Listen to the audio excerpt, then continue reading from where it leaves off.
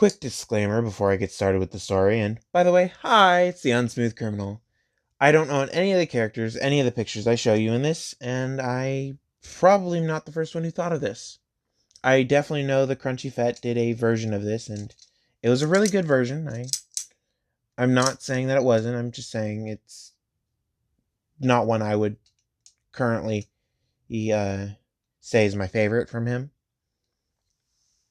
But this is a story about a young girl who's going through life and has a lot of discrimination against her because the mutation quirk is discriminated more than a quirkless person in this one. So she is called names, she's called a monster, anything you can think of, she's been called. And she's just about to give up, and she's 6-ish at this point. She's giving up on life at this point, and there's one person, because she's walking to a bridge to jump off the bridge, and she has her eyes closed the entire time, and this one person on the news says, "Ladies and gentlemen, there's a new hero on the street on the loose that has a mutation quirk." And her eyes fly open. She looks over and sees this hero and looks at this hero and is like, "Oh my god. We can actually be something." And uh, Mirko, I'm just going to say Mirko is a little older in this one. Mirko, who's a little older in this one, is making her debut while Kaguya is 6.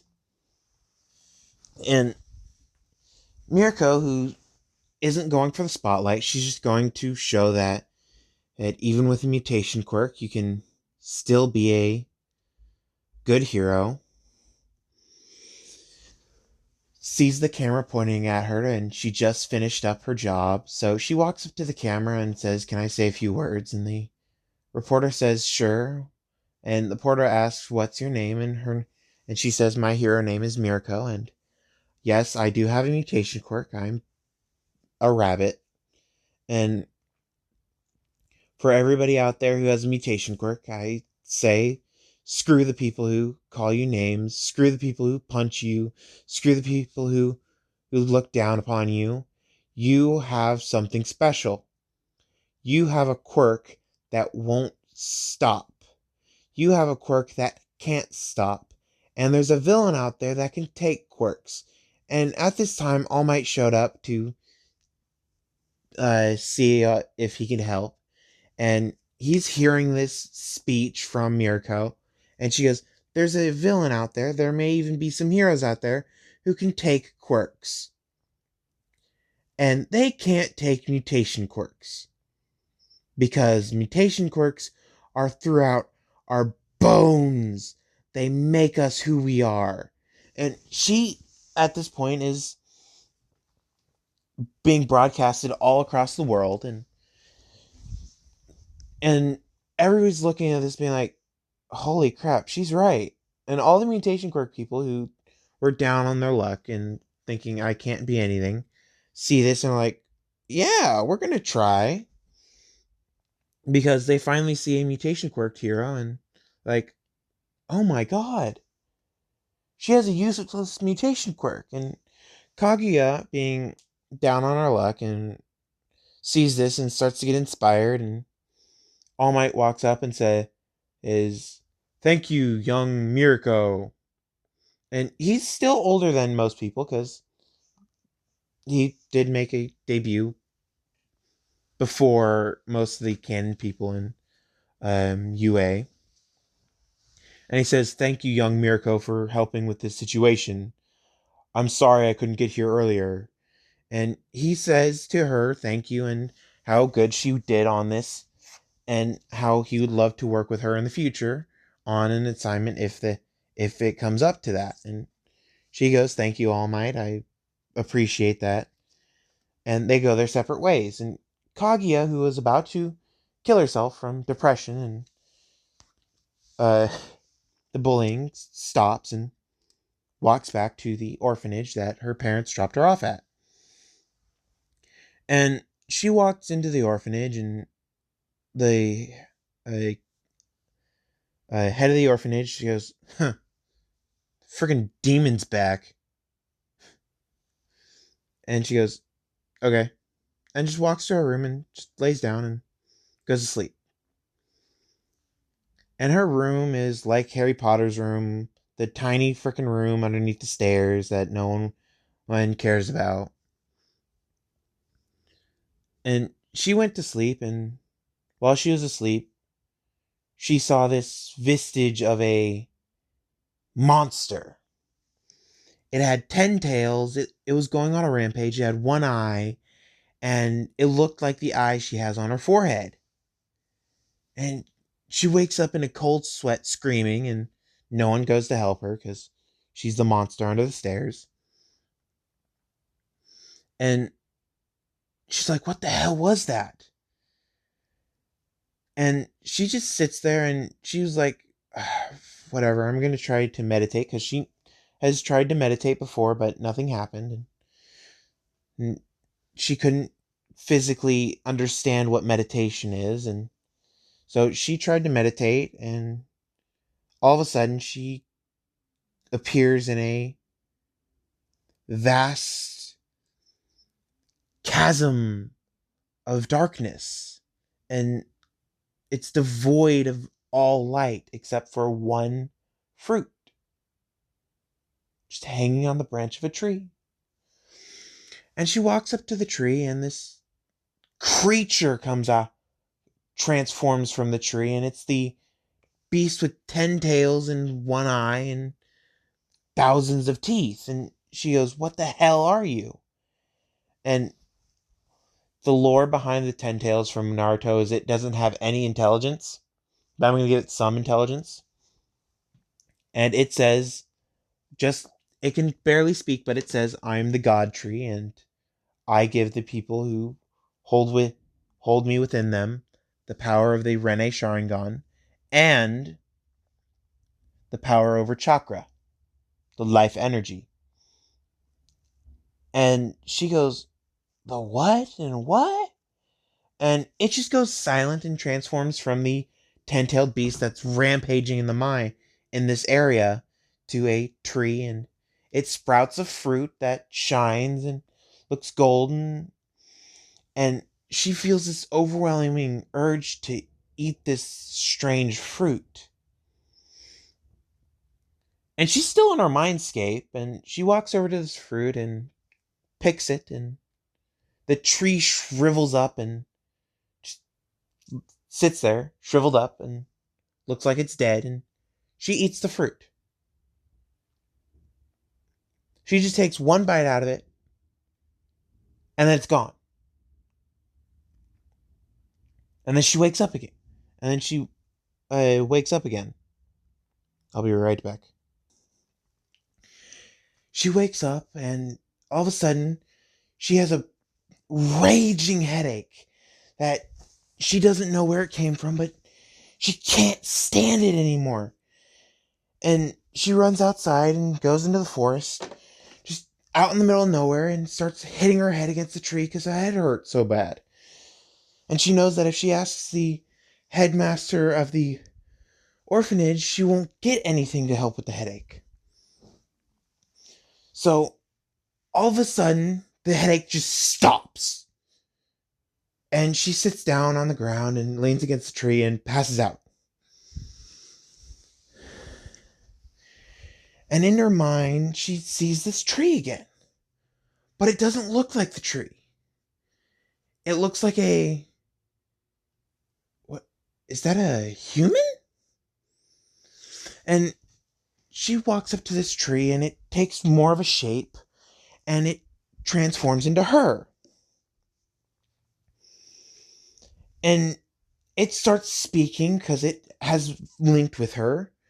It starts speaking with her and says that you have decided to take my blessing, and you're willing to protect me from the evil of this world, because this evil will take me away if found.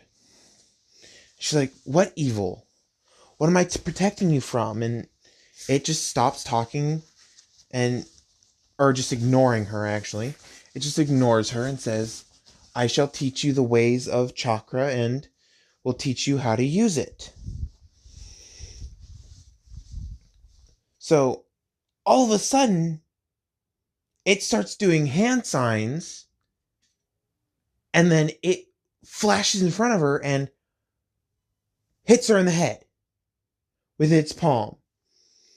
And she goes flying back into the... And all of a sudden she stops. Because she didn't want to go back any further. She stops in midair. And she asks, what the hell was that for? And all of a sudden the creature's gone, and she looks around and nothing's there. Then she wakes up again. And all of a sudden she knows how to use chakra. So she tries it and practices her yin-yang release.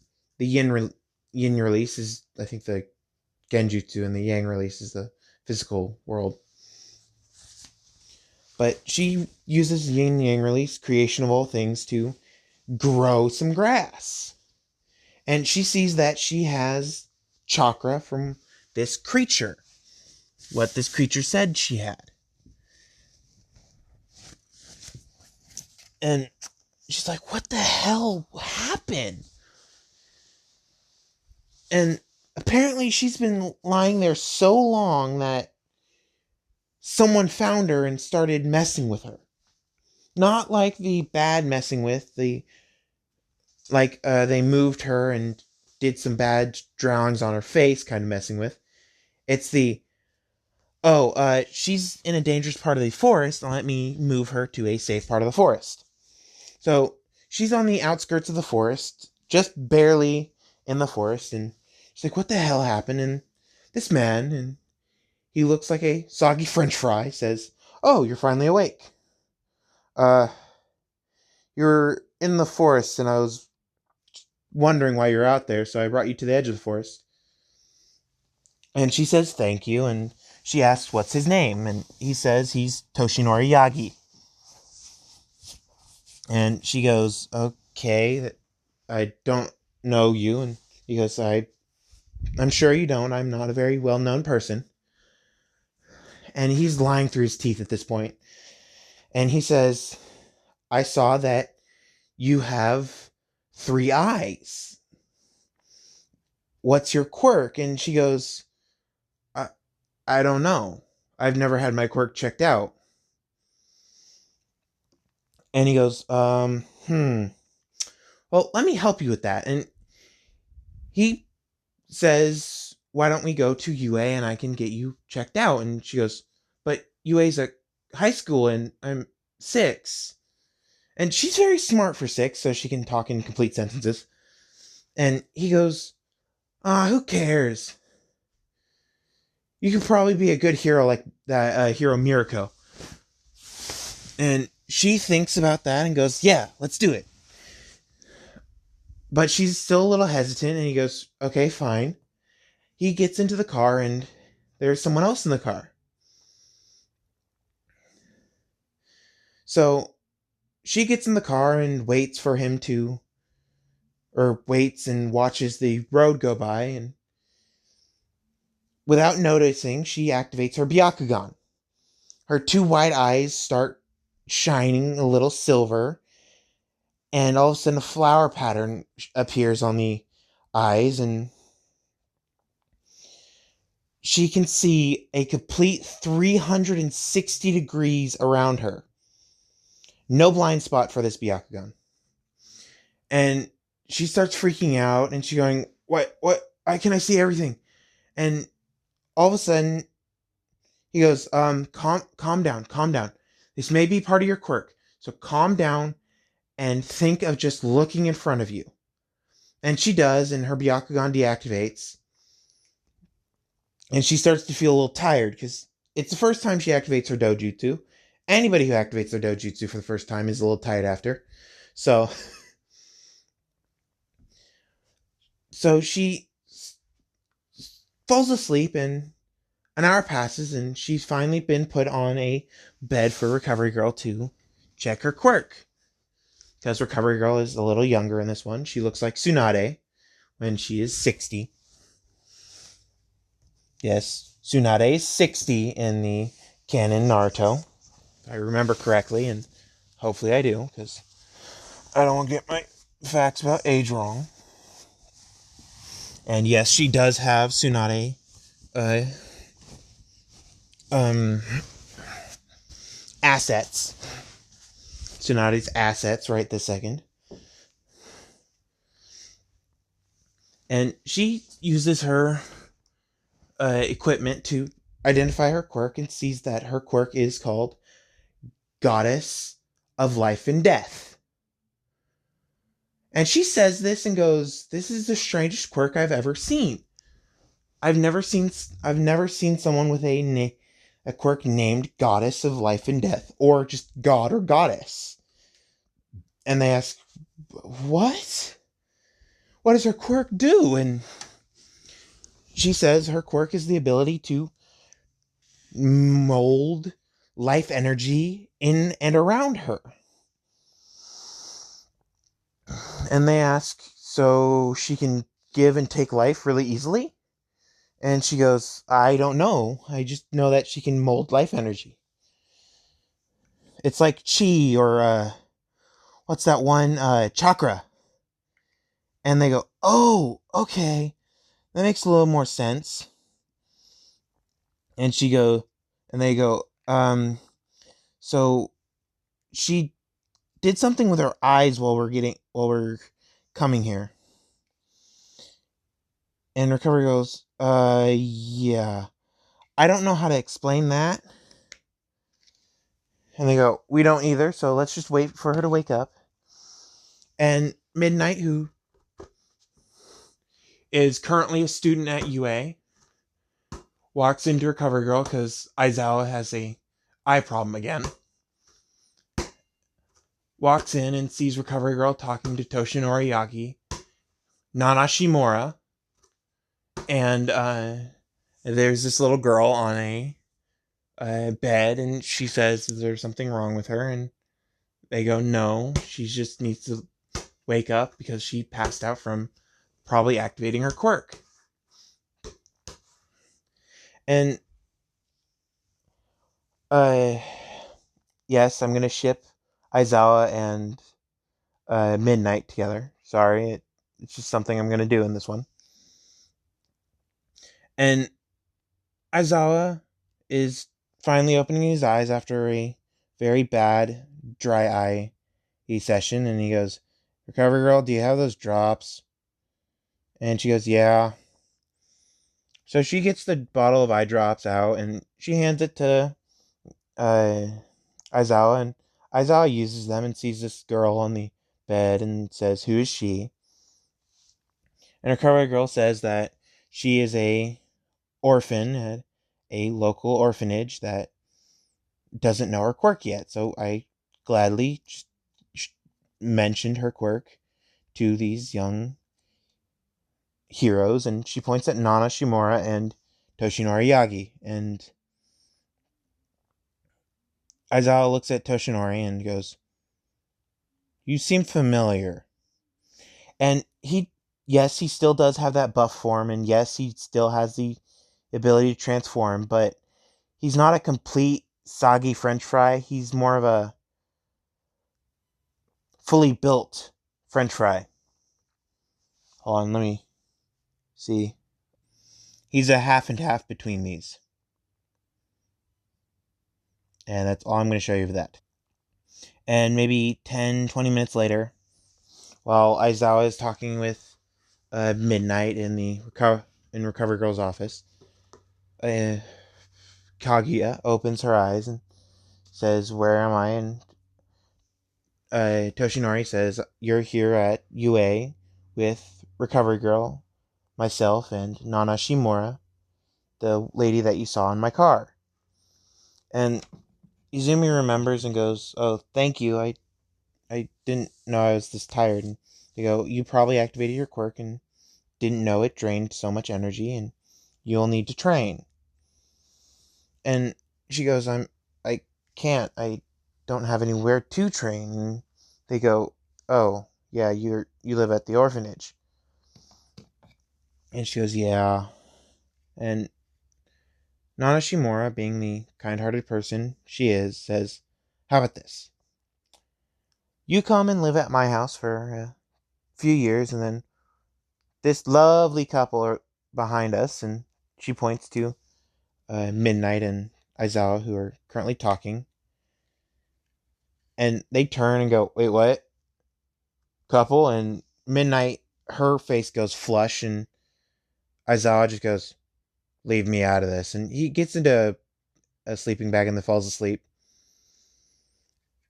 And she goes, these lovely couples have been talking about adopting you when they leave UA.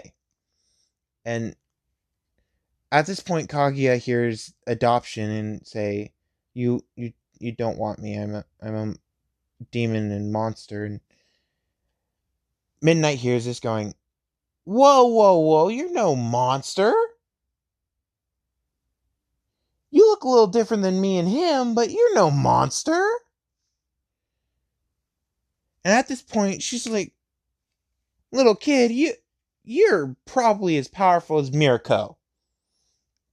And I know that originally Mirko is probably the same age as uh, Midnight and Aizawa, but I'm still gonna make Mirko just a few years older than the rest of them. And she goes, oh, thank you. And she goes, you're welcome. Now, if you don't mind, I would like to adopt you when I am out of UA and I'm a full-fledged hero. At that point, you can have a training room all to yourself so you can practice your quirk all day and all night. And Kaguya finally goes, oh, about that. And she turns to the young lady, or youngish lady, that is next to her and asks, are you Recovery Girl? And Recovery Girl, her eyes widen, go, yes, that would be me.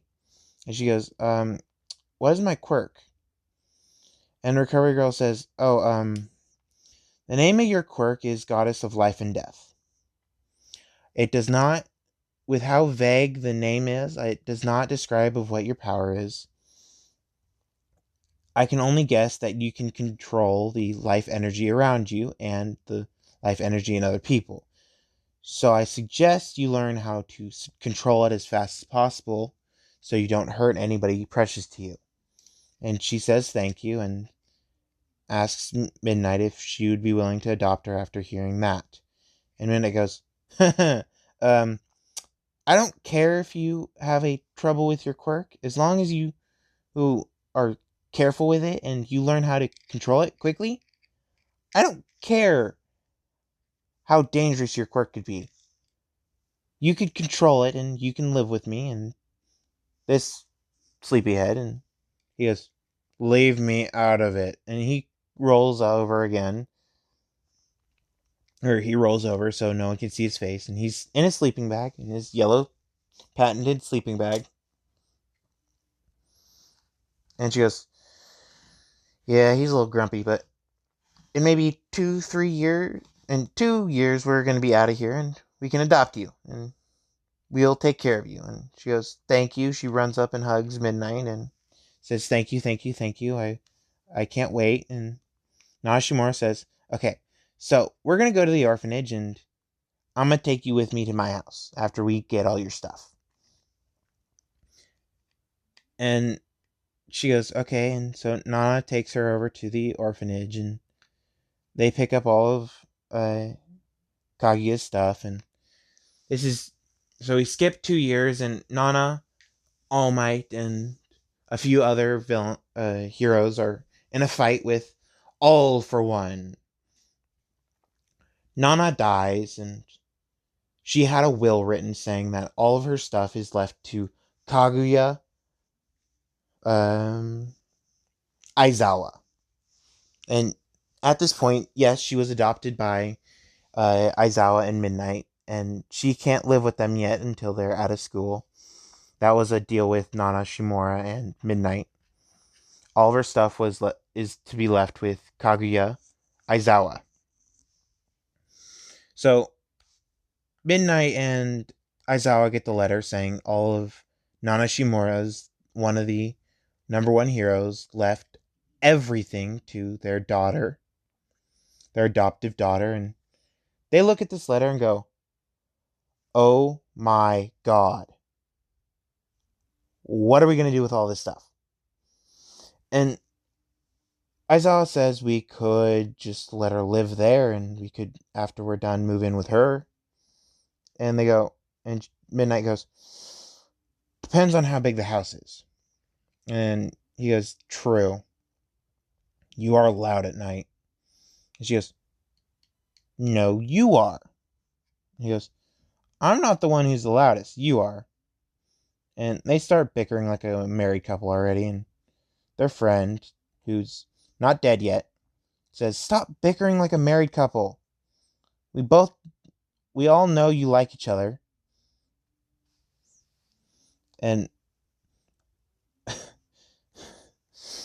just hearing the "stop bickering like a married couple" makes Midnight go flush again and say, I'm sorry. And she's stuttering. And one thing that Kaguya has learned how to do after the 2 years of uh, training and living with Nana is create stuff with her quirk, like biological material. So one of the effects of her abilities is that she can give and take powers away from people. So she walked up to Aizawa one day when he was at his house and she was visiting. She gave him a cure for his dry eye. So he has no more dry eye and he has no downside to his quirk. And his eyes can stay open 24/7. If he wanted them open 24/7. But it takes more energy the longer he keeps his eyes open and his quirk active. So he makes it a habit to blink every minute. So Kaguya at this point has seen Nana Shimura die and is like, no, because she thought of Nana Shimura as a family member and she was close to Nana, and so she ran up to the body of Nana Shimura, and everybody who saw Nana Shimura die knew that she was dead, and she ran up to the body and the corpse of Nana Shimura and grabbed just a tiny hair from it. And her yin and yang release creation of all things can create whatever the hell she wants with a certain item. So she used the DNA from Nana Shimura to create Nana a new body. But this body was not her original body. It's a feline, and yeah, it's the Two Tails cat. Yeah, it's the Two Tails. She gave Nana Shimura her soul. She took her soul from the pure world and put it in this cat, and Nana Shimura woke up and was in the body of Matutabe. And her fur is blue, she has two tails, and she has ridiculously flexible body with the ability to catch herself on fire and breathe fire. And Kaguya is like, Nana? Or is that you? And Nana's like, where am I? What am I doing in a cat's body? And Kaguya hugs her, saying, "You're finally back. I didn't know if it would work." And Kaguya is crying at this point, happy that Nana Shimura is back and she can talk to her. And Nana is just confused of what happened, and Kaguya fills her in that she used her powers over life and death to bring her back from death and give her a new body. But since everybody knows that she's dead physically, she kind of gave her a cat's body. And while this whole entire situation happened with her bringing back Nana Shimura, the two married people who moved in with Kaguya walked in on her making a cat's body and was like, what is she doing? And she they both watched over her while she was doing it, and they heard her call out Nana, and they're like, excuse me? And they hear Nana's voice being like, what's going on? And they walk up behind her and say, sweetie, what did you do? And Kaguya looks up and says, oh, I brought Nana back. And she holds up Nana, the two-tailed little demon cat, and says that she is going to be in this form until, well, either she chooses to pass on and actually leave us, or I pass on and everybody else loses me. And her saying this, Aizawa and Midnight are like, okay. And Nanashimura's like, okay, since I'm here to temporarily, when I want to leave, I can. Since I'm not going to be here the entire time, I might as well continue teaching. So Kaguya takes Nana Shimura, the cat this time, and takes her to UA with Aizawa and Midnight, who are graduating that year. And they take her to the principal's office, and Nezu sees this two-tailed cat that has flames coming of it at parts, and is like, what do we have here? And Kaguya runs up to Nezu and hugs him, saying, hi, Nezu. Because Nezu has been basically like an uncle to her and taught her a lot of stuff. And he asks, what is this little kitty doing? And she goes, oh, this is Nana Shimura. And he goes, what? And Nana goes, yeah, hi, Nezu. It's me. And he goes, uh, um, I'm sorry, what? And they explain what happened, and he goes, okay, so you're going to be the assistant to the 1A teacher until Kaguya, and he points at her and says, until she's in class, and then you're going to be the teacher. And Nana Shimura says, sure, I'm fine with that, and we go on and continue life. So another year passes, and finally, Midnight and Aizawa get married, and Kaguya is officially Kaguya Aizawa, but legally she was already Kaguya Aizawa. So now we skip to when she's 15. She was 9. Now we skip 6 years. She's 15. And she calls Aizawa dad and Midnight mom. She says, Mom, I'm ready. And Midnight goes, okay, sweetie, I'll be there in a second. A minute later, she runs into the car and says, okay, are you sure you have everything for the test? And she goes, yes, Mom, I'm ready. And so Midnight drives her to UA, and I'm starting this at the entrance exams, I'm sorry. But Midnight drives her to UA, and she walks in through the gate because Midnight's like, I gotta drive around back, and you're not allowed back there yet.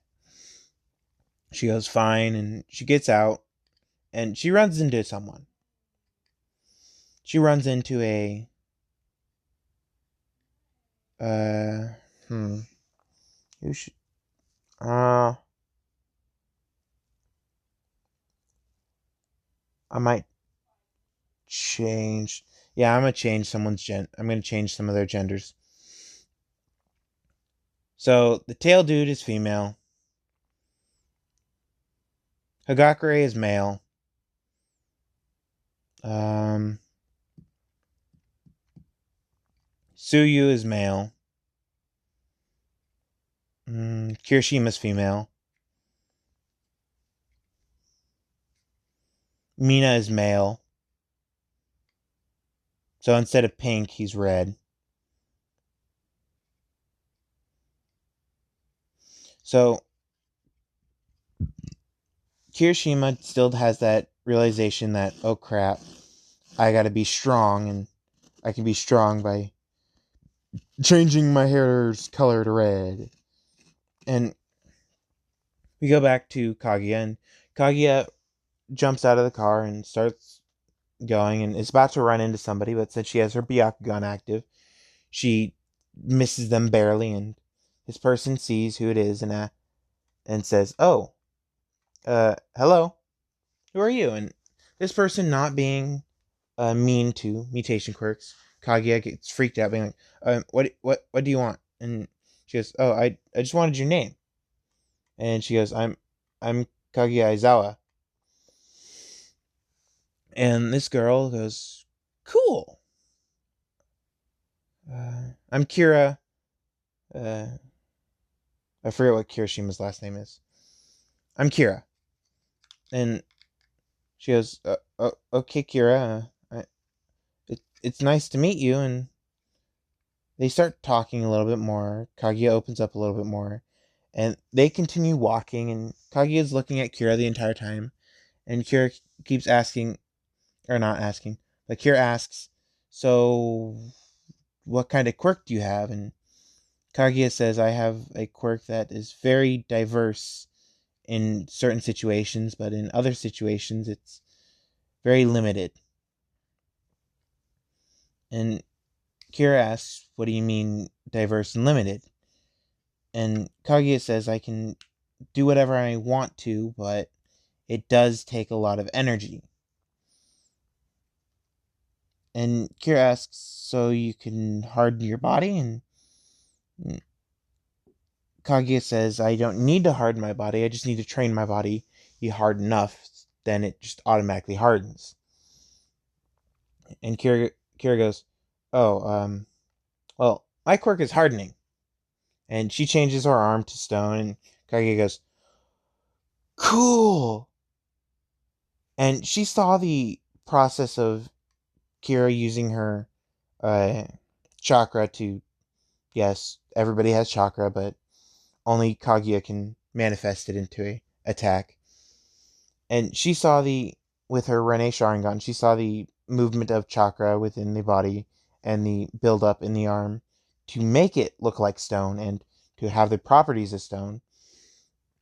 And Kaguya's like, "Ooh, I kind of copied you." And Kira goes, "What do you mean you copied me?" And she goes, "Watch." And she flicks it, flixes. What the hell is flixes? She flexes her hand a little, and it changes her arm to stone, like Kirishima, hardening does. And Kira looks at her and goes, "Oh my god!" And Kaguya is thinking, "Oh crap, she's gonna yell and scream I'm a monster." And she goes, "You're so cool!" And Kaguya goes, "What? Um, what?" And Kira goes, "You can copy quirks by just looking at them." And some people hearing this goes, "Yeah, that's not possible." And Ida being it's going to be female Ida being the stick up the butt kind of person that he/she is, but it's she in this story. He walks up and says, "Can you please stop being so loud? You're distracting the other participants." And Kira goes, "Oh, sorry." And Kaya looks back and sees the engines like, "Oh, can, can I show you something?" And she goes, "Sure. What is it?" And she bends down and flicks both of her legs and goes, "There you go."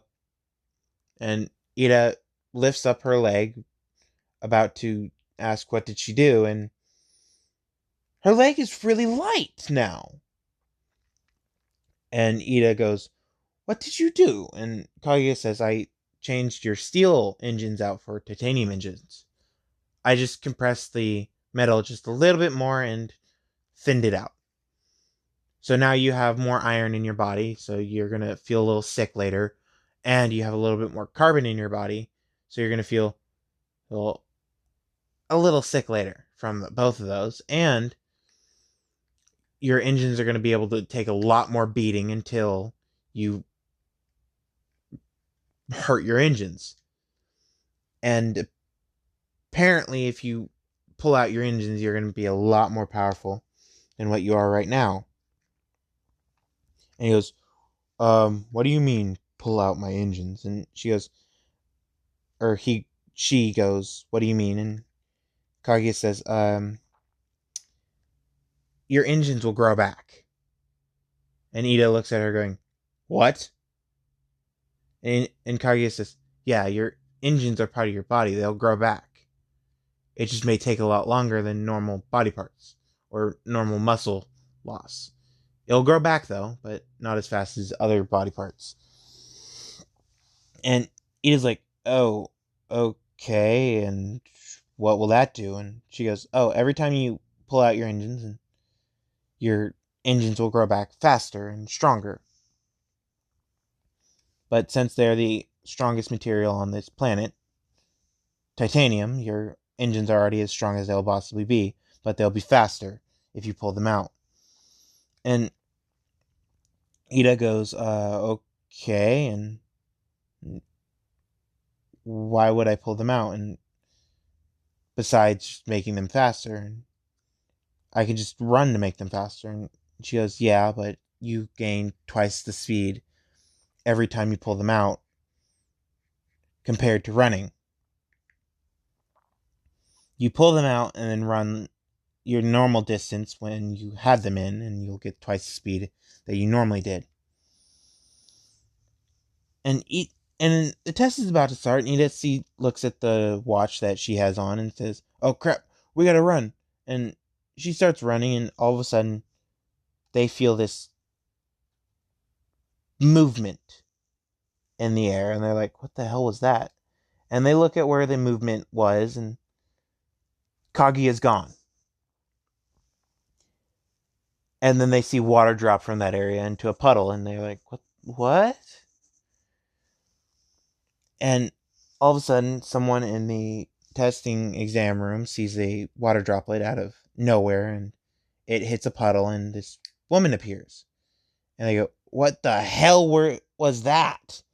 Is that a teleportation?" And she goes, Sort of." And Mike, knowing exactly who this is, goes, Hey, little listener." And she turns around and sees Mike and goes, "Uncle Mike." And the person looking at Kaguya goes, "Wait, uncle?" And she goes, "Oh crap, I shouldn't have said that." And he goes, "That's not a big deal. That's not a concern of yours. And it's time for the written test."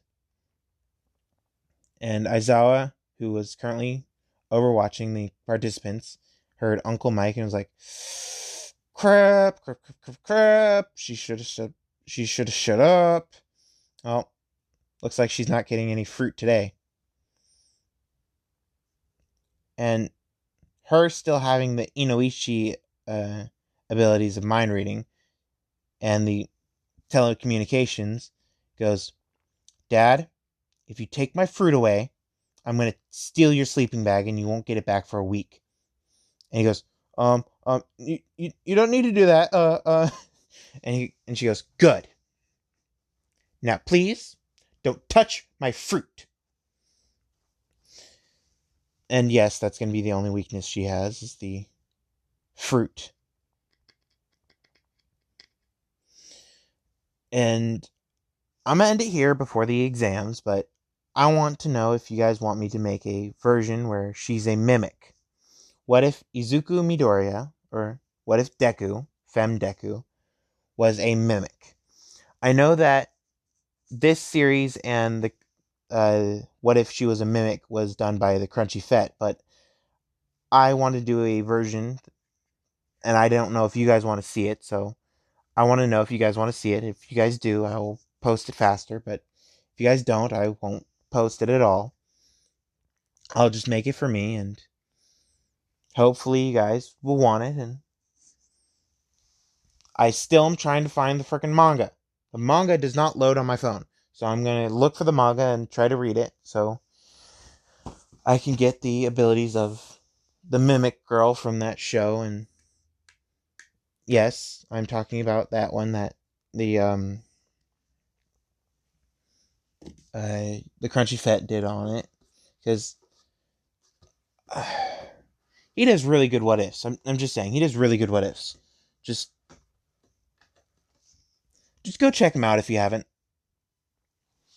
Check out his Kaguya what if you want a version where she's a teacher at UA, or check out a the Mimic Girl or the Harem Queen. Go check out his stuff, and if you guys like his stuff, consider subscribing to him. But if you like my stuff, also consider subscribing to me, because every subscriber helps and gets me closer to 500. I think he just hit 550. Maybe, I don't know. I know he's definitely over 520. But thank you guys. Talk to you guys later. Bye.